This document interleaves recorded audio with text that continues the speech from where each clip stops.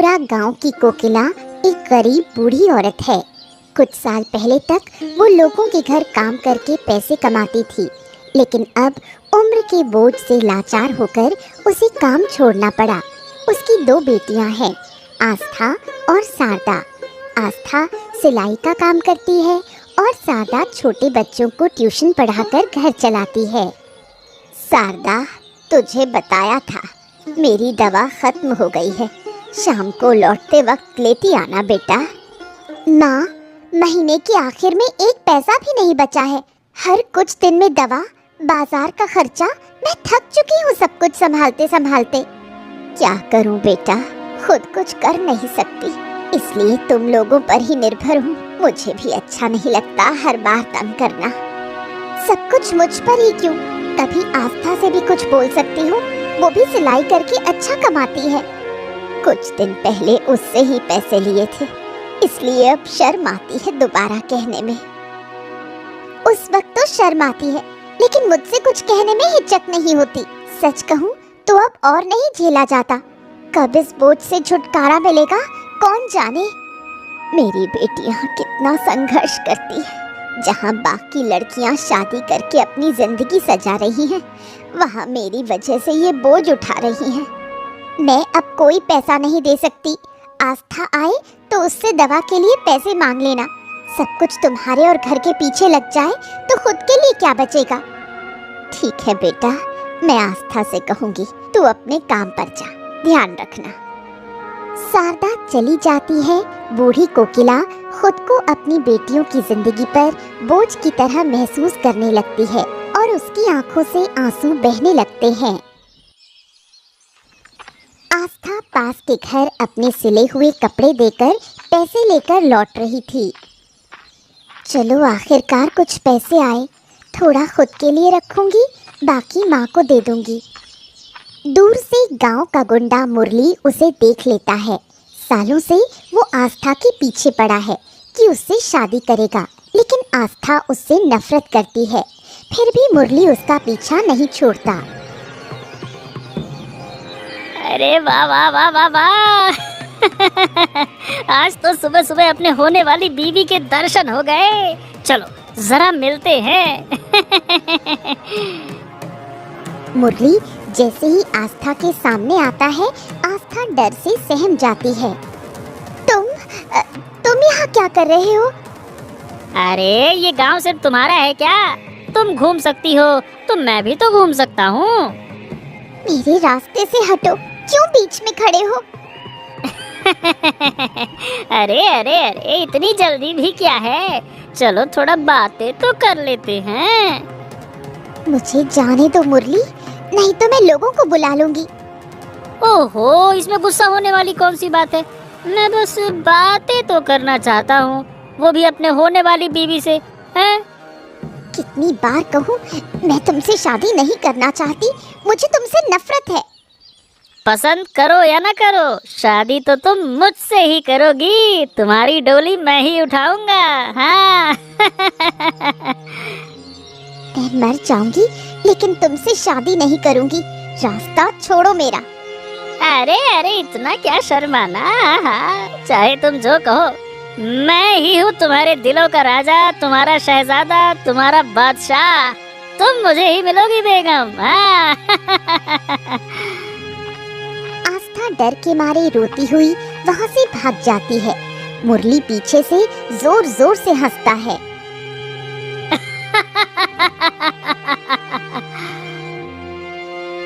बीमार कोकिला घर पर थी। आस्था रोती हुई दौड़कर घर आई। उसे इस हालत में देख कोकिला घबरा गई। क्या हुआ बेटी, इस हालत में क्यों आई? किसी ने कुछ कहा? उस गुंडे मुरली ने फिर से मुझे तंग किया माँ। अब तो घर से बाहर निकलने में भी डर लगता है। ओफो, इस मुरली ने तो जीना मुश्किल कर दिया है। समझ में नहीं आता क्या चाहता है। वो मुझसे शादी करना चाहता है, कहता है कि मेरी शादी सिर्फ उसी से होगी। माँ, मैं मर जाऊंगी, लेकिन उस मुरली से शादी नहीं करूंगी। जब तक मैं जिंदा हूँ, उसकी गंदी मंशा कभी पूरी नहीं होगी। मैं जल्द ही तेरे और शारदा के लिए अच्छे लड़के ढूंढूंगी। लेकिन माँ, अगर हमारी शादी हो गई तो तुम? मैंने बहुत सोचा है, मेरी वजह से तुम लोग अपनी जिंदगी क्यों बर्बाद करो। यही सही वक्त है तुम्हारी शादी का। लेकिन माँ, मुरली अगर शादी ना होने दे तो? मैं अभी जिंदा हूँ, सब संभाल लूंगी। मैं तुम्हारे लिए राजकुमार जैसा लड़का ढूंढूंगी। अपनी बेटियों को जिम्मेदारी से मुक्त करने और समाज की बुरी नजरों से बचाने के लिए कोकिला उनके लिए अच्छे लड़के ढूंढने लगती है। जयपुर के मशहूर कपड़ा व्यापारी पीताम्बर अपने बेटों प्रणव और आनंद के लिए योग्य लड़कियां ढूंढ रहे थे। तभी उन्हें आस्था और शारदा की तस्वीरें मिली। उन्होंने शारदा को प्रणव के लिए और आस्था को आनंद के लिए पसंद किया। प्रणव और आनंद, मैंने तुम दोनों के लिए 2 लड़कियां ढूंढी हैं। देखो, ये रही आस्था और शारदा, 2 बहनें। पीताम्बर ने तस्वीरें दिखाई, लेकिन जैसे ही प्रणव ने आस्था की तस्वीर देखी, उसे वो बहुत पसंद आ गई और उसने आस्था से शादी की इच्छा जताई। आस्था छोटी है, इसलिए मैं उसे आनंद के लिए सोच रहा था। लेकिन अगर तुम्हें आस्था पसंद है तो आनंद से शारदा की बात कर लेंगे। क्या कहते हो आनंद, कोई आपत्ति है? अब नहीं पिताजी, जो आप तय करेंगे मुझे मंजूर है। तो ठीक है, फिर मैं कोकिला और उसकी बेटियों को घर बुला लेता हूँ। आगे की बात वहीं करेंगे, ठीक है? उधर कोकिला आस्था और शारदा को प्रणव और आनंद की तस्वीरें दिखाकर उनकी राय पूछती है। बड़े बेटे का नाम प्रणव है और छोटे का आनंद। दोनों ही अपने पिताजी का कारोबार संभालते हैं। माँ, जो भी तुम तय करोगी मुझे मंजूर है। आनंद ठीक ठाक दिखता है, आस्था के साथ अच्छा लगेगा, और अगर माँ को प्रणव पसंद है तो मुझे कोई दिक्कत नहीं। आस्था की शादी आनंद से नहीं प्रणव से होगी। लेकिन क्यों? मैं बड़ी हूँ तो प्रणव से मेरी शादी होनी चाहिए। पीताम्बर जी ने भी ऐसा ही सोचा था, लेकिन जैसे ही प्रणव ने तस्वीर देखी, उसे आस्था पसंद आ गई और उन्होंने तुझे आनंद के लिए चुना है। ये क्या बात हुई? मैं बड़ी हूँ, मेरी शादी बड़े बेटे से होनी चाहिए। माँ, क्यों ना तुम प्रणव से दीदी की शादी की बात करो, मुझे आनंद से कोई परेशानी नहीं। प्रणव ने आस्था को पसंद कर लिया है, जबरदस्ती कुछ करेंगे तो रिश्ता टूट जाएगा। बचपन से आस्था ही सब कुछ ले जाती है, अब मेरी पसंद का लड़का भी उसे पसंद कर बैठा। वो मेरी बहन नहीं, मेरी बदकिस्मती है। इस तरह आस्था और प्रणव और शारदा और आनंद की शादी पक्की हो जाती है। लेकिन मन ही मन शारदा ठान लेती है कि आस्था को वो चैन से जीने नहीं देगी। मुरली को जब पता चला कि आस्था की शादी प्रणव से तय हुई है तो वो बहुत गुस्से में आ गया। वो सीधा कोकिला के घर पहुंचा और तोड़फोड़ करने लगा। क्या? ये क्या कर रहे हो? रुको, मैं कह रही हूँ रुको। मैं सालों से कह रहा हूँ कि मैं आस्था से शादी करना चाहता हूँ, और तुमने बिना मुझसे पूछे किसी और से उसकी शादी कैसे तय कर दी हैं? आस्था तुमसे डरती है, वो तुमसे शादी नहीं करना चाहती। उसने ये बात तुम्हें कई बार कही है। उसे क्या पसंद है क्या नहीं, इससे मुझे कोई फर्क नहीं पड़ता। मैं उसी से शादी करूंगा, और अगर वो मुझसे शादी नहीं करती है तो मैं किसी और से उसकी शादी होने भी नहीं दूंगा। मैं अपनी बेटी की शादी तुमसे कभी नहीं करूंगी। अब यहाँ से निकल जाओ, वरना मैं पुलिस को बुलाऊंगी। अरे, जिसे बुलाना है बुला लो, मैं यहाँ से नहीं हिलने वाला। मैं भी देखता हूँ कि उसकी शादी होती कैसे है। अब तो तुम शांति से नहीं जाओगे। रुको, अभी बताती हूँ तुम्हें। कोकिला घर के अंदर से एक धारदार छुरी लेकर भागती हुई बाहर आती है। मुरली उसे देखकर डर जाता है। कोकिला जोर जोर से चिल्लाने लगती है। आसपास के लोग जमा हो जाते हैं। शादी के दिन घर में सब लोग मौजूद हैं। शारदा और आस्था सज धज कर बैठी हैं। पीताम्बर कोकिला को बुलाता है। पीताम्बर बाबू, आपने बुलाया? हाँ, ये कुछ गहने हैं। ये प्रणव की माँ के गहने हैं। उनकी आखिरी इच्छा थी कि वो ये सारी चीजें दोनों बहुओं में बांट दी जाए। अब तुम जाकर आस्था और शारदा को बराबर हिस्सों में बांट दो। बारात आने ही वाली है, ठीक है? कोकिला गहने लेकर आस्था और शारदा के पास जाती है, लेकिन बांटते समय आस्था को एक जोड़ी झुमके और एक बड़ा हार ज्यादा दे देती है। ये क्या, तुमने बड़ा हार आस्था को दे दिया, मेरा क्या? धीरे बोलो, कोई सुन लेगा। आस्था बड़ी बहू है, उसे थोड़ा ज्यादा देना पड़ेगा। तुम्हें भी एक हार मिला है, बस थोड़ा छोटा है। बड़ी बहू को बड़ा हार मिलना ही चाहिए। माँ, मुझे छोटा हार पहनने में कोई दिक्कत नहीं। दीदी, तुम मेरा हार ले लो और अपना मुझे दे दो। ओफो, तुम लोग मुझसे ज्यादा समझदार हो क्या? अगर पीतांबर बाबू या प्रणव ने देख लिया तो बहुत गुस्सा करेंगे। शारदा, तुम्हें जो दिया गया है वही पहन लो। बड़ी बहू होने के कारण आस्था को ज्यादा सम्मान और अहमियत मिलने लगी, जिसे शारदा सह नहीं पाई। वो अंदर ही अंदर आस्था से जलने लगी और उसका जीवन बर्बाद करने की योजना बनाने लगी। शादी बहुत धूमधाम से हुई। पूरा गांव शादी की बात कर रहा था। आस्था और प्रणव बहुत खुश थे। अच्छा, मैंने तुमसे पूछा ही नहीं, तुमने पढ़ाई कहाँ तक की है? घर की जिम्मेदारी इतनी ज्यादा थी कि मैं और दीदी ज्यादा पढ़ नहीं पाए। गरीबी और तंगी ही हमारी साथी रही। अगर तुम्हें दोबारा पढ़ने का मौका मिले तो क्या करोगी? अगर मौका मिले तो मैं पूरी मेहनत से पढ़ाई करूंगी ताकि माँ का नाम रोशन कर सकूं। लेकिन अब इन बातों का क्या मतलब? मैंने एक फैसला लिया है। तुम दोबारा पढ़ाई शुरू करोगी, मन लगाकर पढ़ोगी। तुम्हारी पहचान सिर्फ मेरी पत्नी के रूप में नहीं होगी। सच कह रहे हैं? मैं फिर से पढ़ाई कर सकती हूँ? हाँ हाँ बिल्कुल, पढ़ाई की कोई उम्र नहीं होती है। मैं कल ही जाकर सरकारी स्कूल में तुम्हारे दाखिले की बात करूँगा। मैं पढ़ाई में बहुत अच्छी नहीं थी, लेकिन दिल से पढ़ना चाहती थी। बाद में सिलाई करके कुछ पैसे कमाती थी ताकि माँ की मदद कर सकूं। अब तुम पढ़ाई शुरू करो। मुझे पूरा भरोसा है कि तुम बहुत आगे जाओगे।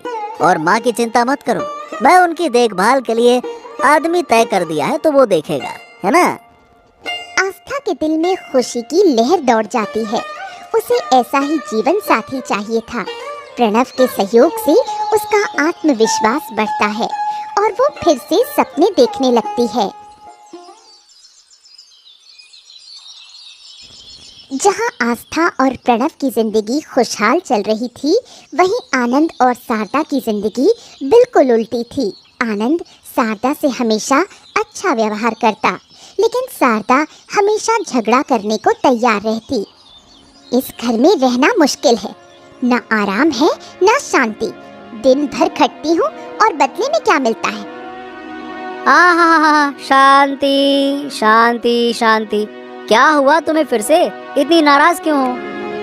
कुछ नहीं, दिन भर तुम बस किताबों में घुसे रहते हो। मैं ही सब कुछ झेलती हूँ। तुमसे शादी करके कोई सुख नहीं मिला। अरे ऐसे क्यों बोल रही हो? क्या हो गया? किसी ने कुछ कहा क्या? तुम क्या करोगे? तुम तो डरपोक हो। अरे बस, बहुत हो गया। मैं हमेशा प्यार से बात करता हूँ, इसका मतलब ये नहीं है कि तुम मुझे इस तरह से जलील करती रहो। फालतू की बात करती हो। अगर हिम्मत है तो जाकर अपने भाई और उसकी बीवी से उलझो। सिर्फ मुझ पर चिल्ला सकते हो। अरे तो मैं उनसे क्यों उलझूं? क्या मेरे सींग उगे हैं क्या? जाके उनको मार दूं? उनसे मेरा क्या लेना देना? फालतू की बात करती हो। मैं दिन भर काम करती हूँ, घर संभालती हूँ, और आस्था वो आराम से पढ़ाई करती है, बस इसलिए क्योंकि वो प्रणव की पत्नी है। सरदा, ये तुम्हारा वहम है। तुम और भाभी दोनों ही इस घर की बहुएं हो। दोनों का सम्मान बराबर है। सच? एक बार अपने आप को देखो। पिताजी सारे काम प्रणव को देते हैं और तुम उनके बिजनेस में बस एक सहायक हो। जहाँ तुम्हारा कोई मान नहीं, वहाँ तुम्हारी बीवी को क्या मिलेगा? शारदा की बातें आनंद के मन में गहरी चुभ जाती हैं। अब वो अपने भाई और पिता के प्रति जलन और नाराजगी महसूस करने लगता है। सुबह सुबह शारदा रसोई में आनंद के लिए नाश्ता बनाने जाती है। तभी आस्था भी रसोई में आती है। दीदी, आप थोड़ी देर में ठाकुरपो के लिए नाश्ता बना देना, पहले मैं बना लूं। क्यों? मैं पहले आई हूँ तो नाश्ता मैं बनाऊंगी, तुम बाद में करना। दीदी समझिए ना, उन्हें जल्दी काम पर जाना है शहर से बाहर, और ठाकुरपो तो घर में ही है ना। आनंद ये सारी बातें सुन रहा था। वो धीरे से आस्था के पीछे आकर खड़ा हो जाता है। तो अगर दादा शहर जा रहे हैं तो फिर तो मेरा कोई काम ही नहीं हो सकता। हमेशा उन्हीं का नाश्ता पहले बनेगा और मैं इंतजार करूंगा, है ना? ठाकुरपो, मैंने ऐसा मतलब नहीं निकाला। आप तो घर पर हैं, इसलिए थोड़ी देर से भी नाश्ता हो जाए तो कोई परेशानी नहीं। मुझे अभी नाश्ता चाहिए। आज मेरा नाश्ता पहले बनेगा। अगर दादा इंतजार नहीं कर सकते हैं तो बाहर खा लें, बस। पर ठाकुरपो, दादा को जरूरी। सरदा, मेरा नाश्ता पहले बनाओ, मैंने कह दिया ना। मुझे किसी की बात नहीं सुननी है। ये रसोई किसी एक की नहीं है, समझ लो। आनंद के इस बदले हुए व्यवहार से आस्था बहुत दुखी होती है। शादी के बाद पहली बार आनंद ने उससे ऐसे गुस्से में बात की थी। वो चुपचाप खड़ी रह जाती है, कुछ समझ नहीं पाती। आस्था चुपचाप सिर झुकाकर कमरे में आती है और प्रणव बिना उसे देखे बोलता रहता है। मुझे तो लगा तुम नाश्ता लेकर आई हो। खैर, अब समय नहीं बचा है, बहुत देर हो गई है। अब मैं जाता हूँ। नाश्ता बनाने देती तो जरूर बना लाती, लेकिन रसोई में घुसते ही मुझे अपमान सहना पड़ा। क्या मतलब? किसने तुम्हें अपमानित किया? अरे किसकी इतनी हिम्मत हुई, बताओ मुझे। कोई नहीं, छोड़ो, तुम्हें तो देर हो रही है। चलो, मैं तुम्हें बाहर तक छोड़ देती हूँ। बात मत घुमाओ आस्था, साफ साफ बताओ किसने तुम्हें अपमानित किया। जब यहाँ पे मैं हूँ तो कौन ऐसी जरूरत कर सकता है, बताओ। कुछ खास नहीं हुआ, मैं नाश्ता बनाने गई थी। ठाकुरपो चिल्लाकर बोले कि अब से उसका नाश्ता पहले बनेगा, और कहा रसोई किसी एक की नहीं है। क्या? आनंद ने ऐसा बोला? आस्था, तुम सच कह रही हो? वो तो कभी ऐसी बात नहीं करता। मैं भी यही सोच रही थी। पहली बार उन्होंने इस तरह गुस्से में मुझसे बात की। पता नहीं उन्हें क्या हो गया है। ओहो, उसकी हिम्मत बहुत बढ़ गई है। रुको, आज मैं उसको सबक सिखाता हूँ। छोड़ो ना, सुबह सुबह झगड़ा मत करो। शायद दीदी से लड़ाई हुई हो, इसलिए गुस्से में है। तुम निकलो, देर हो रही है। तुम कह रही हो इसीलिए जा रहा हूँ, वरना आज उसे दिखा ही देता। प्रणव काम के लिए जयपुर रवाना हो जाता है। आस्था आनंद के व्यवहार को याद कर दुखी होती है। कुछ दिन बाद पीताम्बर 10 बीघा जमीन खरीदकर उसका मालिकाना हक प्रणव के नाम कर देता है। ये बात जैसे ही शारदा को पता चलती है, वो आनंद को सब बता देती है। आनंद गुस्से में पीताम्बर से बात करने जाता है। पापा, बचपन से आप जो कहते आए हैं मैंने वही किया, कभी आपका विरोध नहीं किया। लेकिन आप मेरे साथ ऐसा करोगे मैंने सोचा भी नहीं था। ये क्या बातें कर रहे हो? मैंने क्या कर दिया? आपने हमेशा दादा को मुझसे ज्यादा अहमियत दी है। शादी में उसकी पसंद मानी, खाने में उसकी पसंद चलती है, पढ़ाई में उसकी पसंद। अरे मैं कहाँ हूँ? मेरा तो कुछ नहीं माना ना। ये क्या बकवास करते हो आनंद? तुम दोनों मेरे लिए बराबर हो, फालतू की बातें ना करो। सारी बातें झूठ हैं, कोई बराबर नहीं है। व्यापार के हर बड़े फैसले में आप दादा की राय लेते हैं, उसे भेजते हैं, और मुझे बस एक साधारण सा सहायक बनाकर रखा है, किनारे में बैठा रहता है जो। क्योंकि प्रणव तुमसे ज्यादा समझदार है और बड़ा भी है। ओ, तो क्या बड़े होने से ही सारे फायदे मिलेंगे? आपने 10 बीघा जमीन उसके नाम कर दी, मुझे क्या दिया? बस बहुत हो गया पापा, मुझे भी जमीन चाहिए, अलग घर चाहिए, और मेरी पत्नी के लिए अलग रसोई चाहिए, वरना मैं इस घर को जला दूंगा। पहली बार आनंद के ऐसे तेवर देख पीताम्बर चौंक जाता है।